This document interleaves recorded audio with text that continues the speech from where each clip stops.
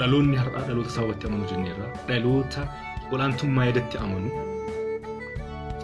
qaamota bakkuma kaleessaa dhaabbatanii sitti haatatan kan akkuma kaleessaa waanuma kaleessaa sin jedhan sana faana dhaloota kaatu miti jechuudha.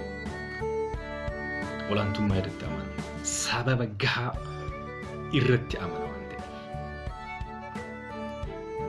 Butama dhalootaa hatama dhalootaa hir'isuudhaaf afaan faajjii uummata gidduutti uummataa fi mootummaa gidduutti akka hin uumamne gochuudhaaf gama mootummaatiin hanqinoota akka amma jennu kana dhimmoota madda komii hawaasaa ta'an kan hawaasni irratti gugungumu fi yaaliin qaamota garaagaraatiin dhimma biraaf olfachuudhaaf irratti taasifamaa jiruun kanneen kana fooyyessuun sirnaan madaalanii sirreeffama barbaachisu fudhachuun baay'ee barbaachisaadha. Dhimmoonni kunniin kun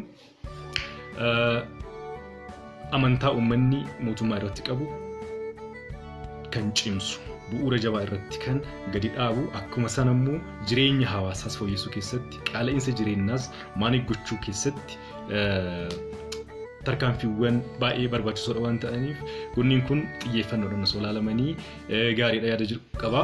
Thank you.